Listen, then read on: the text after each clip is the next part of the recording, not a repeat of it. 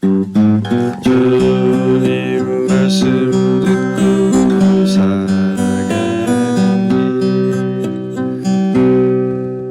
요셉이 볶음밥.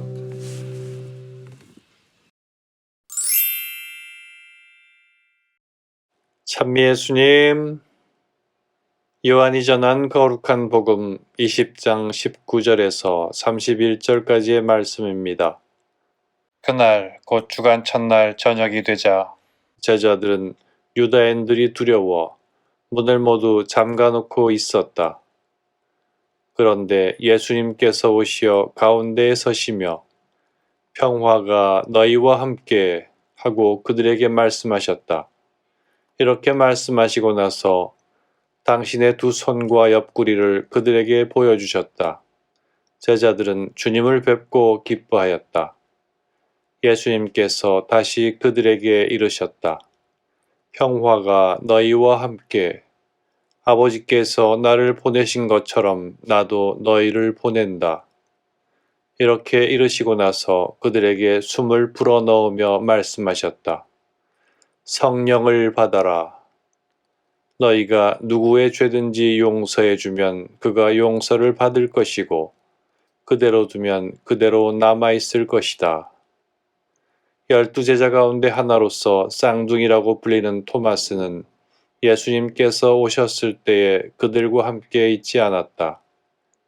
그래서 다른 제자들이 그에게 우리는 주님을 배웠소 하고 말하였다.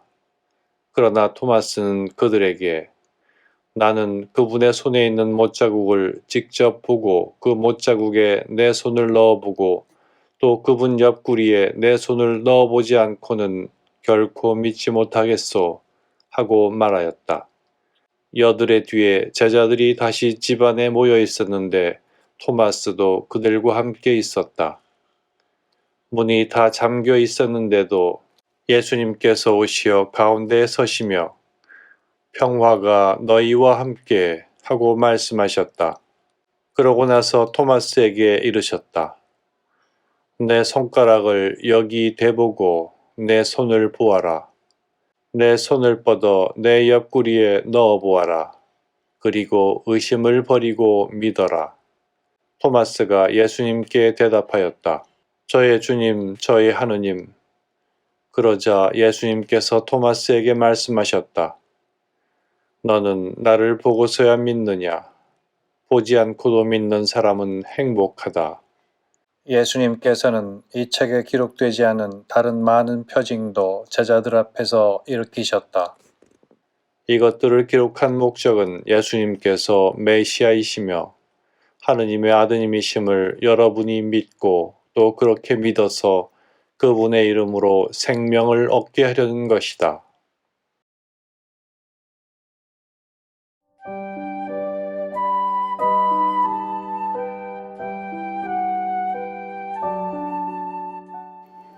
부활은 예수님의 제자들이 체험한 사실이었습니다.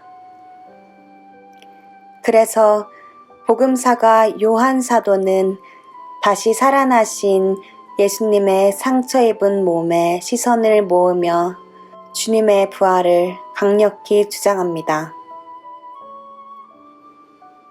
스승의 죽음으로 두려움에 빠진 제자들은 무엇을 해야 할지 모른 채 문을 잠그고 숨어 있었지만 예수님께서는 그들 가운데 서시어 평화의 인사를 건네십니다. 그리고 제자들에게 숨을 불어넣어 주시며 죄의 용서를 위한 성령을 받으라고 하십니다. 특히 하느님께서 당신의 모습대로 만드신 첫 사람 아담에게 숨을 불어넣으시어 살아있는 생명체가 되게 하신 것처럼 예수님께서도 제자들에게 그렇게 하십니다. 그러나 사람의 첫 창조에 견주면 이제 예수님의 부활로 제자들에게 주어진 새 창조의 특권은 성령을 통한 죄의 용서를 전하는 것이었습니다. 그런데 부활의 현장에 없었던 토마스는 동료들의 증언을 믿지 못하고 다시 살아나신 예수님 몸의 상처를 확인하고자 합니다. 이에 예수님께서 문이 잠긴 집 안에 모인 제자들 가운데 다시 나타나시어 토마스를 부르십니다. 요한은 토마스가 원하는 대로 예수님의 구멍난 손과 창에 찔린 옆구리를 직접 만져보고 눈으로 확인하였는지는 전하지 않습니다. 대신 그의 신앙 고백만을 전합니다. 저의 주님, 저의 하느님. 예수님께서는 의심 많았던 토마스를 조용히 꾸짖으시고 육체의 눈이 아닌 신앙의 눈으로 살아가게 될 세대들에게 행복 선언을 하십니다. 너는 나를 보고서야 믿느냐? 보지 않고도 믿는 사람은 행복하다. 따라서 하느님의 모습대로 창조된 사람은 그 본연의 목적대로 하느님을 닮도록 노력해야 합니다. 하느님을 닮기에 가장 좋은 방법은 부활을 지금 우리 안에서 되살리며 두려움으로 꼭꼭 닫아버린 마음의 문을 열고 성령을 받아 죄의 용서를 전하는 것입니다.